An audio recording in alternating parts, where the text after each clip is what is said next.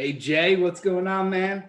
Happy, Hi, Jason. what's today? Tuesday? I don't even know what day it is, man. Yeah, it's Tuesday today. It's nice and bright there, and I think the sun's just gone down for Kerr and I. Overseas? Are you in the Netherlands as well? No. I'm in Manchester, and Kerr Ah, is in I just, South. just got off my call with my guy in where is he? Lancaster? We have a division in the UK as well. Johnny Wilson. I have to introduce you at some point. Yeah, definitely. I think do you know what, my geography for such a small place is pretty awful, but I'm pretty sure Lancaster is quite close to me. Yeah, not Lancashire. too far away. I think a little north, but could be. Yeah. My geography is worse than yours. So, Kurt, Jason, nice to meet you, man. How's everything going? It's an absolute pleasure to speak to you, Jason. Yeah, I'm pretty good. I'm pretty good. I didn't realize how dark it was until Jay mentioned it. Cheers, Jay, putting it down on my day. Thanks, man. Jay's Bring not me over down. it, it's already. Yeah. Don't worry about it. But no, I mean, thanks very much for your time. I guess kind of today's call is going to be a bit of an interesting one for us to learn a little bit more about each other's companies. Us to kind of fill you in a little bit more on what our plans are and why we think Charge has something to offer in the US. But ultimately, it's a bit of a fact-finding operation if that's all right. It is 100%. I want to be there for you guys. I'll start and kick this off by just saying that we agree at Enerex that there is a huge gap in the US market in terms of owning and dominating the event space and the communication and the story of what retail energy is. And, we're going through something internally in Enerex right now of Story Brand. I don't know if that's something that you guys know of. It's a company, right? A company that does trainings. And, you have the hero of the story and you have the supporting character, right? That gives you the plan, the guide, and those type of things. And I would just share with you, it's like, you got EMC, 600 people attend. It's great, but no one loves it. And I think the content is mediocre at best. I've seen what you guys have done overseas. I have known, and I'm sorry, I can't remember his name, Frederick Larson, Friedrich? Yeah, Friedrich, yes. Friedrich. I've known him for 6 years now, and he should know me pretty well. We've had great conversations. I think you guys are in a great place. I would tell you that Enerex, by the way, we would do it. It's just what we're concentrated on is solving retail energy in the US's communication issues, right, and technology issues. But we like to consider ourselves a decent marketing company as well. So having said that, please find a way. Oh, Kerr just left us. He'll have to join back in. Yeah, Kerr, I think Kerr will probably join without his video. I think he's having trouble with his internet at the moment. So, I mean, just to give you kind of a bit of context as to why we're having this call, we are. 1 second, Kerr, have we got you? I think Kurt, if you want to stop your video, it might help, and that's totally fine by me. Connection has been so terrible today. I was just about to reach. Okay, so I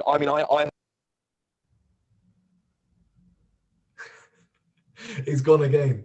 It happens. I turned off his video, so hopefully that helps. But yeah, no, I'm still here. I promise sweet. I'm here.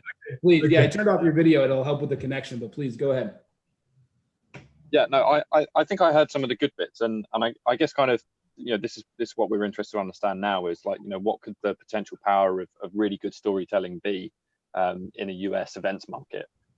We know that we've built kind of the Charge Europe or Charge Reykjavik event out of creating this incredible community of really passionate people who are really determined to find a place for branding and leveraging branding within their energy businesses and within the energy industry globally. So if we can go some way to replicating that in the US energy market, which is obviously much more decentralized and much more aggressively competitive, then I think we're going to be in for a really successful event. What kind of is interesting though about the US is we've got a much wider group of ancillary players that wouldn't normally get involved in the Charge Reykjavik event. So Charge Reykjavik is normally attended by kind of the energy retailers, the energy utilities, brand agencies, and then energy technology companies. The whole space around kind of billing, brokerage, rewards, we don't cover that at all in Reykjavik. and it's looking more and more like it's going to be a major component of what we do in the US, and as a bit of a USP for us on this side. So, I mean, all in all, I've got a couple of questions that I think would be really helpful to help us understand what you guys do, and tease out a few things. If that's a good place to start, or is there anything that I missed? During this half an hour, I'm here for you guys, and then when you actually make a game plan to come over here, then we can have more, conversations about what role does Enerex want to play, and you ask away, and then I might fill in some details at the end. So please go ahead. Sounds like a plan. So, I guess kind of the first thing is that I'm not entirely clear what Enerex is really specializing in. You have so many products on the website. So many of those products have so many different kind of taglines attached to them. What I'd be interested to ask you to start with is what's the main business proposition for Enerex within the energy space, and do you just work within energy?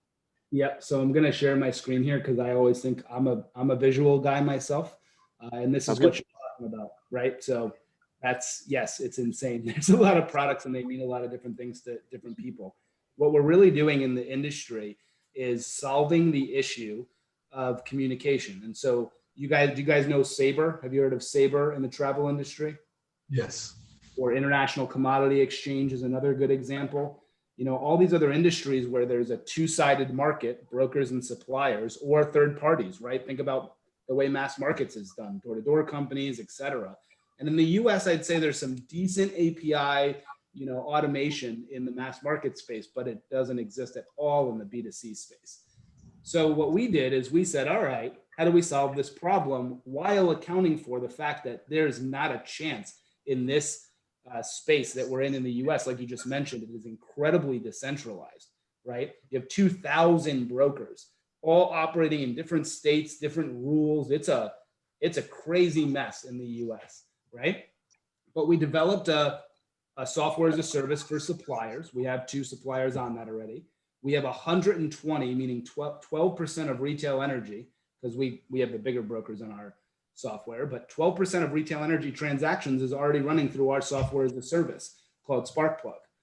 And then we built a secure data hub, an exchange of information between broker and suppliers, between the 2 groups. Oh, and by the way, you don't want to use our software? No problem, right? Connect your software via API to the exchange and communicate to the other side holistically. So this is called a hub and spoke model. Again, very similar to Sabre or to ICE. Connect once and have communication with the other side completely.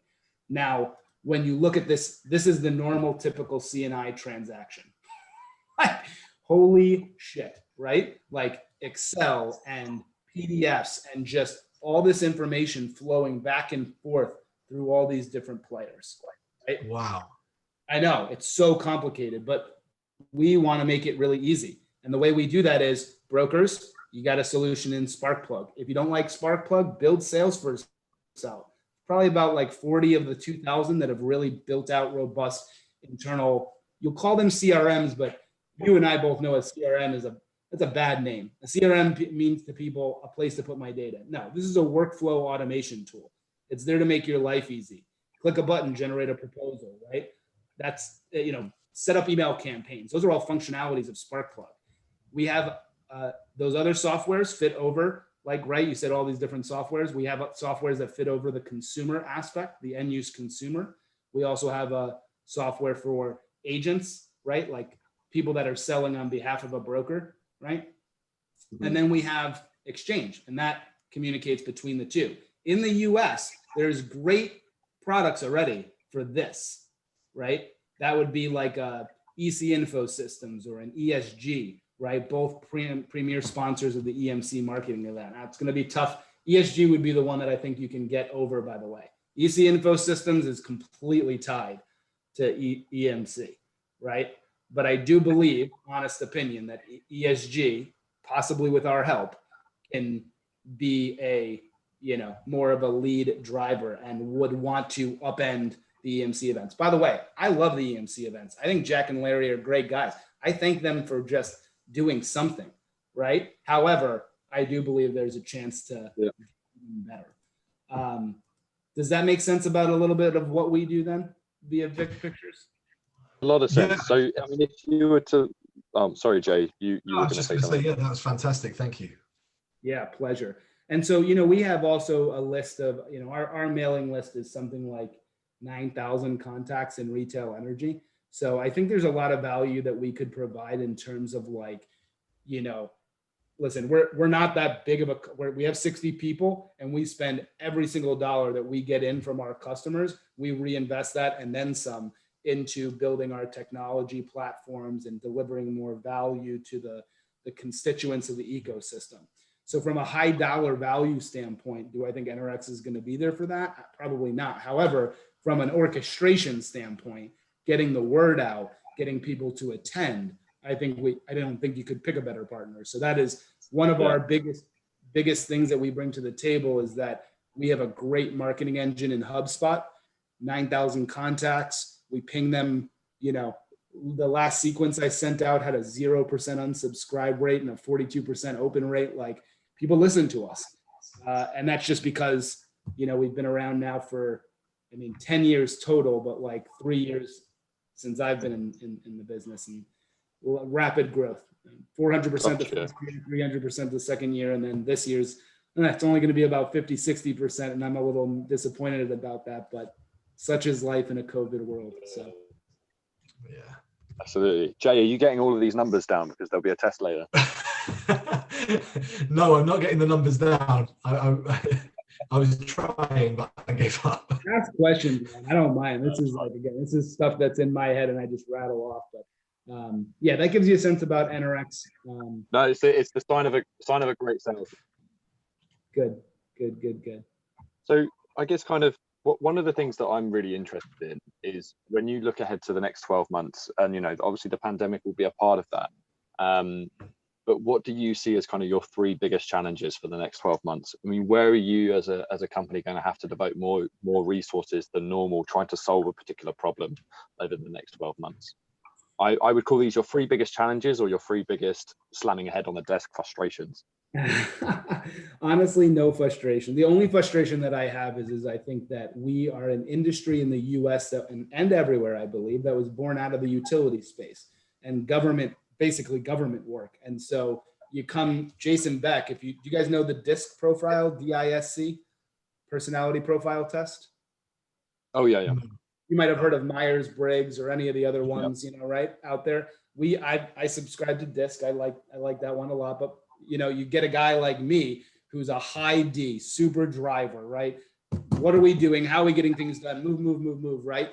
And I was slamming my head against the desk at a retail energy supplier because they move crazy slow. So my biggest frustration with the industry is, man, if we as an industry don't move forward, we will get eaten up by an Amazon, by a Google, by somebody who's just going to go screw the Tesla, right? Screw this. I'm just going to go dominate the end use consumer, and then commodity won't even be a thing, right? Yeah. People say, oh, that's going to happen. I've been in the industry 12 years. It moves very slowly. So in the next 3 years, do I think that's going to happen? Maybe, but small chance. So that's my frustration. Let's talk about opportunities though. Okay. I think that so room for 2 more. Yeah, room for 2 more. So that's the biggest frustration. Room for 2 more is that we had a 7-year plan, and the first, we're exactly where we thought we were going to be. The goal was to first have more than 10% of the transactional volume flowing through our software.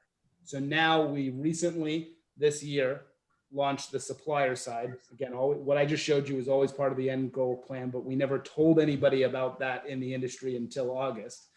And so where are we going to focus our time on? I have hired some really strong retail energy people to take on what I was taking on the broker side. And now I'm focused on the supplier side and making this connectivity happen with like 5 strong case studies, and then rolling it out to everybody that wants to be part of the system. And again, it's been 2 months since I've really felt like I started concentrating on the side. I signed up people by doing, 5% of my time was devoted to this. So basically I'll summarize that, Kerr, in saying the supplier, giving value to the supplier side, because I'm already connected with 12% of retail energy transactions. So you connect to me, you get benefit on day one and big benefit, right? But then continuing that chicken and egg, right? Building up more brokers, building up suppliers. That's what we're going to do in 2021. And we're incredibly poised to do that. So that's the opportunity. The other ancillary opportunities are things like, why aren't we introducing new products and services? If we want to, this is the third thing, Kerr. If any company in this industry who's doing commodity sales, right? Brokers and suppliers, and they're not thinking about battery, community solar, distributed generation, demand response, you name it, right? If they're not thinking about those things, they're going to lose. And it's our job as the tech provider, and because it's a revenue stream, let's be honest, how I control the UI UX that people log into and do deals through. What about introducing new products and services through that funnel with little flashing lights that say, hey, this customer, because I already have the load data and I know who it is a great prospect for community solar, for battery, for this, right? Click a button here to get more information. Click a button, proposal generates. The broker, right? The broker is now introducing new products and services to the end use customer in a very easy, streamlined fashion. So that's number 3, is get beyond commodity. Yeah, and it's an interesting point that we keep talking about energy as a commodity, but that's only from the user perspective. For everyone else involved in this value chain, it's got to be anything but. It's got to be constantly innovating around demand generation, around actual different types of generation, grid modernization, digital tools and technologies, and it's remarkable how fast paced an industry can be. And for the consumer to not know that or not attribute any value to the investments being made around them. How can we start to engage our customers around the investments that we're making, so that they start to identify their energy providers as innovative, rather than just, this is the price that goes out of my wallet for the cost of turning my AC on for the summer. The reason for that in U.S. retail industry is, simply put, like, it was shooting fish in a barrel. And it was very easy early on. It just got really hard for the brokers, like, over the last year or so. And you got these, non-commodity product people, and they're really engineers, Kerr. And they're saying, well, why aren't you paying attention? Well, because you're not a salesperson. That's why, right? You're an engineer, and you're saying that, oh, this makes logical sense, but you're not marketing it. You're not selling it. And you're not making it easy for the people that are selling it to transact with the end use customer. Going out and going, hey, you're a candidate for lighting. Can you spend 5 hours with me walking through my building, telling me which lights I have? That's not a seamless process. Like, not many customers are going to go, yeah, sign me up for that, right? Like, so that's what I'm talking about. Package it, make it super easy, and then sell it. And that's where we come in. We're going to do that for our brokers. Anyway, please, guide with questions. No, absolutely. One interesting part that I haven't been able to break into yet is the brokerage side. Obviously, I think it would be really interesting to work with you kind of on a larger scale for the event. But is there 1 or 2 brokers that you wouldn't mind kind of referring me to have a similar conversation with them? The answer is say no. Yeah, no. The answer is yes. It's just I'd really have to think about whom. Because here's the problem. Brokers, I don't know,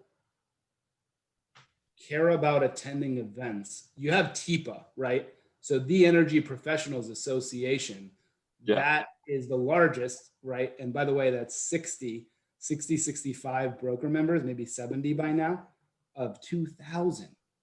So and a group that's been around for 10 years. And they have 70 paying members of 2,000 potential brokers out there. I have more paying customers from the broker side than they do.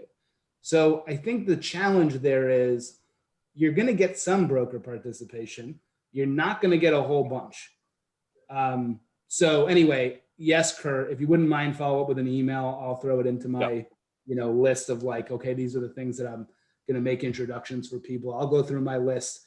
I'll probably give you like a really small, energetic broker that would, love to have a conversation and talk. And then probably a large broker. I think I know who to talk to, with more of like a negative outlook, right? Of like the challenger, right? So you got the energetic young and boom, boom, let's talk about this. Let's make retail energy great. And then you get the large broker that goes, man, retail's failing. Our margins are going down. It's hard to get new customers. And then you can kind of get both perspectives. Yeah. So this is, and I guess for us, it's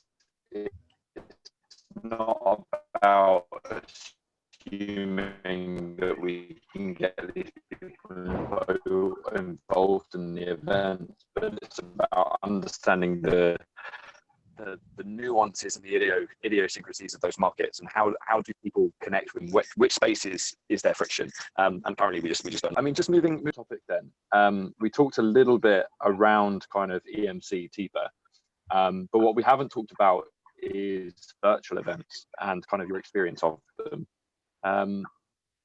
Have you seen any virtual events that have done networking and engagement well, or are you still waiting for that? Great question. Okay, so first off, take a look at our YouTube channel whenever you have time.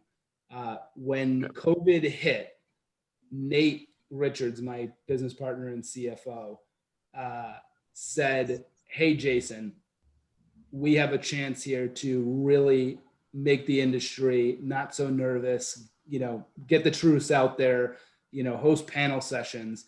And through that list of 9,000 contacts, I had 200 to 300 people every single session that we ran attend, not just register. Registration was like 400 and more people watched it online afterwards. And we got so many kudos. And then it just got too hard for me. I couldn't do my job and do that and be the content, and you guys know how hard to put the panel together. So just like, pre-calls and questions and all that shit. Anyway, we ran 9 really successful events. Now there was no networking component, right? It was all about the actual content. So my first comment to you is any event that you have, the content is what will get them there, not the networking. It's also the problem that I think a lot of people see with EMC is that the content isn't that great. Now, whether the content isn't that great or it's that it's not visually and inspiring feeling, and that's why I'm so interested in Charge, because when I look at what you guys do overseas, it's like, damn, that's marketing. What Enerex looks like online, that's sexy. People are like, ooh, I want to be part of that, right? EMC, it looks like, Microsoft DOS, right? It's very old. And so I'm not sure if I don't think that EMC is doing bad content. I just don't think it's getting refreshed enough and it's not strong enough. So that's my 2 cents, is that, and then I'll get to answer your question, but I want you to know that content is what drives. If you get great content, that's your first, issue. All right, now to the networking piece. Yes, everyone's done virtual events this year. So TIPA, EMC is coming up. TIPA's been going on. And then you also have one outlier organization called Energy Professionals of Ohio. It's basically like TIPA for Ohio, okay? Yeah. EPO ran on the Gatherly platform. I thought it was by far the coolest one, by far. Like, you literally were an avatar, not really, but a dot on a map. And you can just click and, oh, I want to talk to this person. Click, you're in a room. You can lock that room. It was the first time everyone was using it, and there was only really like 20 people in the room. So, I don't think listen, the answer to your question, no one's run successful virtual networking thus far. But Gatherly was a super cool platform. I found value in that. I didn't think enough people attended it. The way they did it was power hours. So you had like an hour of content that I think probably about 200 people, 150, I don't know the actual numbers, but 150, 200 people probably attended it. And then only 20 people showed up for the networking, right? Came onto that platform for the networking. So that was disappointing. But they're running it 4 power hours. So I've gone through 2 of the 4, and I can let you know maybe in December how that went. TIPA, I think, did a huge miss. They focused on content. I don't think there's any networking. That's disappointing because I think that's one of the most. I mean, we always joked around. TIPA is like an old white man's club that everyone got together and drank after the event, right? And TIPA is huge on empowering women and other things. And so, but just so you know, personally, I am a huge proponent of diversity, and I really like to try to get, like, even when we do a panel, it's like I have to make sure I have diverse opinions, right? I hate the old white man's panel. By the way, take a look at EMC this year. You can register for free. And it's like, look at the CEO roundtable event. There's not a non-white person on there. So, you know, it's that kind of stuff that I think our industry needs to progress with. And so anyway, that's the TIPA platform. They use the platform. Yeah. I can't remember what it is, but no networking. You have a company page, right, that people can go to. I don't think many people are even clicking around in the app. They're showing up for the Zoom meeting. They're going on their merry way. So content focused. And then EMC is using Engage with a Z at the end, right, as a platform. And there is networking, but it's like you're stationed at a virtual booth and somebody's got to come into the, right? And then you can speak to them and you can set up a Zoom call and all that kind of stuff. I don't really know how this is going to go. It's next week. It's 3 days, so I'll let you know how that goes, but gives you some lay of the land. Curve, we got you back? Yeah, his signal dropped. No worries. Totally cool. And Jay, I know you're taking notes. Yeah, I'm back. I'm real sorry. I didn't even touch any of this stuff. You sound like a robot car, right? That's right. Yeah, so I guess kind of, I think I understood where you were. Kind of the follow-up question to that, though, is, let's imagine, it's still thinking about it. With any luck, it should be, hold on.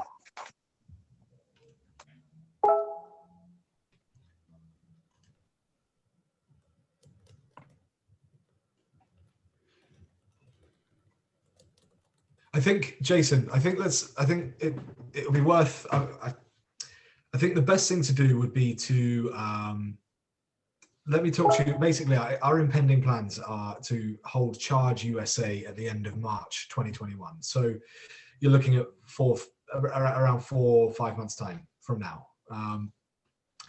Ideally, I mean, Kerr is looking to put together his content pieces. He's looking at the direction of which the conference should be going, which is fantastic.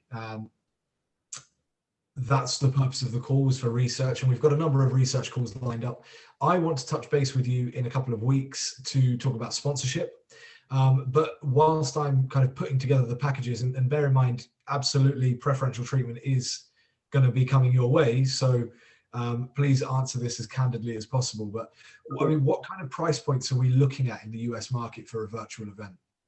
That's the research that I'm personally doing. And yeah, that makes sense. I would tell you that it is, so we personally, I'll just tell you what we did, right? We sponsored Energy Professionals of Ohio at $2,500. Okay. We sponsored TIPA at $3,000. And we sponsored EMC at $3,000. Okay, and what kind of levels would you say they were at? I mean, is that at the lower or the higher end? That would be right. Well, we negotiated really good deals because of what other things we can bring to the table besides just money, right? And I would say they're smack in the middle. I know people that sponsored at $1,000, and so, like, for instance, like, we're not a platinum sponsor, you know. And by the way, if you go after like retail suppliers, you're probably looking in like the more like a $10,000 level would be something that I think some retailers, not all, but some retailers like, and you guys are great. Looks like Spark Energy with Kevin McMinn is all over that, right? So yeah. There's a great big, you know, I think 10 grand is reasonable for them. I think that brokers you're not going to get to sponsor really at all, in my humble opinion. They'll show up, Okay. but I don't think they're going to get to sponsor. And so I think what your sponsors are probably the same ones that sponsor EMC for the most part, right? It's those, vendors to suppliers, vendors to brokers like us. And then you have your suppliers, and then there's the third parties, and I'd be interested, so. Right, that makes perfect sense. That really helps actually, because I unfortunately thought that we were looking at higher price points, but I think the US is notorious in the events industry for being a bit of a gold mine for UK events companies, because the fees for entry are just so much higher over there than they are over here. So I think it's quite disheartening to see that from but that is because it is a virtual event. So whilst we understand that, we experience the same thing with Charge Virtual just gone. It's not going to put us off, but it does definitely realign us. I've got a number of people saying exactly the same things as you. So it's virtual events is 50% of a live event, right? Like pretty much. In fact, EMC, we're already set to sponsor, EMC 15, which is in April, by the way. So you're going to contend with that event, and it's supposed to be in person still. We'll see in Houston. But I'd say, that event we're sponsoring at a $6,000 level. So, right. So that makes sense. Yeah. Because it's $3,000, but yeah. So. Sure. Well, listen, Jason, I see that you're recording the session. Is there any chance I can get a copy of the recording just so that I can make sure I get all the numbers? Yeah, no, I wouldn't mind at all. I will share that with you guys here. I'll make a note. Perfect. And the other thing is, when I get everything together, can we have a chat about getting you guys involved, say in a couple of weeks? Please go ahead, and I think you got my calendar link. Proactively book some time with me in the future. I love when people do that in advance, because the week of, and they're like, oh, let's do. I'm like, dude, no way. Like, my schedule is. In fact, I'm 5 minutes. I always say I'm gonna be 5 minutes late to my own funeral because I'm 5 minutes late to everything. But no, nonetheless, please book some time with me in advance. Would love the conversation, especially if I can see some value in what you guys are doing. Realize that sponsorships are limited, right? Right now I already have 3 commitments. So if this is a fourth, right? If this is a fourth, it's great. But like, all right, what are we going to do differently so that I can actually see even more value out of this event, and how you're going to attract people? But yes, let's talk. Happy to do it. Lovely. Listen, I'm going to leave you to it because I want to go and have a chat with Kerr and make sure that he got everything. I'll let him know that you're going to send across the recording, because it helps with note taking. You're the first person to record it and no one else thinks to do it. So I certainly think. I try to do it with all mine, and but yes, for that very purpose. So yeah, cheers, mate. Appreciate it. And we'll be in touch shortly. I'm looking forward to future conversations, Jay. Good stuff. Cheers, Jason. Thanks so much. Bye-bye.